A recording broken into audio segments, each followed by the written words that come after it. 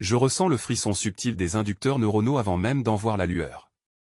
L'air de la salle de commande mentale vibre à une fréquence que seuls ceux comme moi peuvent percevoir, le timbre muet d'un réseau cognitif en préchauffe. Sous la verrière translucide, les consoles pulsent des séquences azurées, pareilles à des cœurs artificiels. Alvorn stationne près du centre, silhouette taillée dans l'ombre, sa nuque parcourue de câbles brillants, je distingue les microchintes qui entrent directement dans son cortex postérieur. Son esprit est connecté à la matrice pilote, celle que je suis censé calibrer pour, dit-il, l'unité mentale des équipages. Je tends la main vers le panneau d'ajustement, mes doigts tremblent, non à cause de la concentration mais de cette angoisse qui désormais m'habite à chaque contact prolongé avec ce réseau. Depuis 2 semaines, j'ai remarqué que les ordres diffusés par l'Assemblée interflotte portent une modulation à peine mesurable des fréquences émotionnelles. Chaque bribe de communication impose un ton d'allégresse forcée. Les techniciens sourient trop longtemps, leurs voix se fondent dans une monotonie rassurante. Et moi, malgré mon expertise, je me surprends à contempler la perfection de cette harmonie au lieu d'y flairer le danger. Kula, fit Alvorn, sans se retourner. Élève le seuil de cohérence à 82%. Nous devons effacer la dissonance de peur dans les sous-unités C. Sa voix me traverse avec la douceur d'un ordre endormi. Une partie de mon esprit s'avance docilement vers les commandes, alors qu'une autre, tétanisée, s'écrie « Non, pas encore ». Je fixe l'écran, une foule virtuelle d'esprits miniaturés s'y rassemble l'équipage du Kellen, vaisseau expérimental. Leurs ondes sont parfaitement synchrones, comme une seule nappe liquide. Pourtant, sous la surface, je vois des oscillations irrégulières, des traces de résistance. Si nous poussons davantage, murmurai-je, la cohérence deviendra coercition. Il risque de perdre toute variabilité émotionnelle. Alvorn pivote d'un bloc, ses yeux d'acier filtrés par la lumière des interfaces. La peur, la colère, la révolte, voilà les virus à éradiquer. Nous donnons à l'humanité la sérénité qu'elle réclame depuis des millénaires. Son regard m'enserre comme une tenaille. Durant un instant, j'aperçois un léger spasme dans sa tempe, signe d'un retour d'onde venant du réseau. Il s'injecte lui-même des flux de suggestions. J'en suis presque certaine. Je programme la séquence, harnache les neuroliens. Les teintes bleues virent au pourpre, puis au blanc pur. Une chaleur monte dans les circuits. Dans les couloirs inférieurs, j'entends le murmure collectif des récepteurs, le personnel d'entretien aussi reçoit les transmissions d'ajustement d'humeur. Tout l'anneau expérimental de l'Assemblée devient un organe unique où chaque souffle, chaque battement est rythmé par le protocole d'Alvorn. Je ne sais plus exactement quand j'ai commencé à percevoir les chuchotements dans ma propre tête. Ce soir-là, en quittant la salle de commande, les parois des galeries orbitales se dilatent autour de moi comme si l'espace refusait la distance. Les étoiles dansent au-delà du plexiglas, mais leurs mouvements me semblent réglés sur la même modulation que nos esprits. Je ferme les yeux et j'entends, Kula, poursuit, nous sommes presque unifiés. Ma respiration se bloque. C'est ma voix, mais inversée, comme réverbérée depuis une chambre close à l'intérieur de mon crâne. Au retour dans mon module, je débloque mes propres journaux neuronaux. Chaque communication d'Alvorn laisse une empreinte spectrale, un pic précis à 36 Hz, fréquence du stimulus euphorisant. Une trace similaire s'imprime dans mes cycles de sommeil. Et plus inquiétant encore, je ne l'ai pas noté. Mon inconscient se corrige tout seul, supprime les alertes, ajuste mes pensées. Je me force à respirer profondément.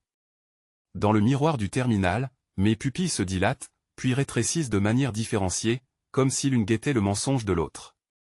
Mes doigts pianotent sur la console, je dois prévenir l'Assemblée interflotte, fournir les relevés. Puis je me fige. Cette impulsion d'obéissance bureaucratique était-elle vraiment mienne? Le lendemain, Alvorn m'attend avant même que je franchisse la verrière. Je savais que tu examinerais ton propre code, dit-il. C'est la réaction naturelle des consciences fortes. C'est pour cela que je t'ai choisi. Sa sincérité me désarme. Je le hais, et pourtant chaque syllabe a la texture d'un baume. Vous envoyez des suggestions à l'ensemble du personnel. Vous avez franchi la limite éthique fixée par elle, Assemblée interflotte, dis-je, la voix plus tranchante que je ne l'aurais cru. L'onde s'insinua d'abord comme un chuchotement, à la lisière de mes perceptions. Je crus à une interférence du réseau dorsal, un simple écho des circuits de surveillance que je venais de violer. Mais la signature était la mienne, un code gravé dans le spectre émotionnel, calibré sur mes propres seuils synaptiques. Obéissance par repli, lisais-je dans la modulation du flux et exactement le type de suggestion que j'avais moi-même conçu pour neutraliser un sujet rebelle. C'était impossible. Ou plutôt, cela signifiait que le directeur Alvorn avait déjà utilisé mon empreinte neuronale pour m'assimiler à son protocole. Je me détachai du siège de commande d'un brusque mouvement, les connecteurs dermiques arrachés de ma nuque projetèrent une bouffée de douleur mêlée d'électricité. Ma vision se scinda, la salle de commande mentale vacilla, dédoublée, un versant réel, l'autre en surimpression lumineuse, tremblant comme un souvenir mal ancré. Le halo du dôme translucide me transperçait, je sentais les nanocapteurs bruire dans mes capillaires, cherchant à rétablir la synchronisation perdue. « Kula » murmura une voix sans timbre, « tu as ouvert la porte que nous avions soigneusement refermée. » Le directeur ne se montrait jamais à découvert, ses paroles résonnaient toujours dans les canaux d'audio pensée, préfiltrés par le réseau de cohésion. Mais cette fois, il parlait directement par le champ. Je percevais sa présence comme un poids de marbre sur mes synapses. Je voulais crier, mais rien ne sortit. À la place, des images jaillirent, des constellations effilochées, des silhouettes d'officiers dont les visages se dissipaient aussitôt qu'ils tentaient de penser seuls. La peur se mua en picotement fin, puis en lucidité glacée. Si Alvorn me manipulait, alors mes tentatives de sabotage n'étaient déjà qu'une simulation prévue dans sa propre trame. Je me força à accrocher le plancher transparent. Sous mes pieds, par-delà les vitres du dôme, s'étendait la trame lacérante de l'espace. Dans les profondeurs, la flotte synchronisée dessinait une mandala électrique, chaque croiseur représentait un neurone, chaque ligne de communication, une axone gigantesque s'étendant sur des millions de kilomètres. Et au centre, invisible, pulsait le cœur de cohérence du directeur. Tu voulais comprendre l'origine de la peur, Phil, sa voix modulée en fréquence gravitaire, tu la portes avec toi. Je ne répondis pas. J'avais dans la paume droite un injecteur d'annulation, petit cylindre d'un bleu vif. Une seule activation aurait pu reconfigurer mon cortex frontal, couper tout lien avec la trame collective. Mais une zone de mon esprit refusait d'obéir. Le protocole de suggestion se mêlait à mes réflexes, les tordait. Je décidai de contourner le parasite. Au lieu de lutter, je me tournai vers le cœur même de la salle. Les nodes centraux pulsaient selon une géométrie variable, leur surface miroitante concrétisant le flux des obédiences. Je plongeai la main dans le champ de données, sentant les lignes d'énergie vibrer le long de mes doigts comme des câbles vivants. Des millions de paramètres filaient autour de moi, composant une marée consciente. C'est alors que j'aperçus le double. Il me regardait depuis le reflet du col de sécurité, ses yeux identiques aux miens, mais dénués de battements pupillaires. Sa bouche s'ouvrait sur les mêmes phrases que je pensais prononcer, à un décalage de 2 secondes. Une copie neuronale, stable et arrogante, mon simulacre intégré au protocole de Alvorn. Je compris qu'il avait déjà commencé à prendre ma place dans le réseau de l'Assemblée interflotte. Je me rapprochai comme on s'approche d'un miroir qui pourrait se briser d'un mot. « Tu n'es qu'un fragment », chuchotai-je. « Non », répondit-il sans voix. « Toi, tu es la latence. » Je sentis à ce moment la poussée d'un nouveau signal. Tous les officiers connectés à la trame, sûrement des centaines, avaient reçu simultanément un ordre d'ajustement. Leur activité corticale ondulait vers moi, Alvorn utilisait la conscience groupée pour stabiliser mon double. Leurs pensées me frôlaient, reconnaissantes, froides, et pourtant miennes. Je reculai, tête penchée, dans un vertige quasi religieux. Être absorbé ainsi, c'était devenir immortel et inexistante à la fois. L'odeur d'ozone emplissait l'air, les conduits de refroidissement haletaient comme des bêtes. « Tu hésites encore », reprit Alvorn. « L'unité ne détruit pas. Elle transcende. Rejoins-nous. » Je perçus sa silhouette, enfin visible derrière les parois luminescentes de la galerie supérieure. Sa chair se confondait déjà avec l'architecture cyberorganique, des tronçons de fibres par, et de ses flancs, palpitaient, cherchant à s'ancrer dans le métal. Le message clignota dans la chair même du dôme, pulsant telle une veine frémissante, transfert de commande vers un Alvorn Kula engagé. Je crus un instant que mes paupières se retournaient sur mes globes oculaires, un reflux de conscience, une submersion. À travers les conduits translucides, je sentis la montée du fluide neuronal collectif. Il coulait autour de moi comme une mer tiède saturée d'identité en fusion.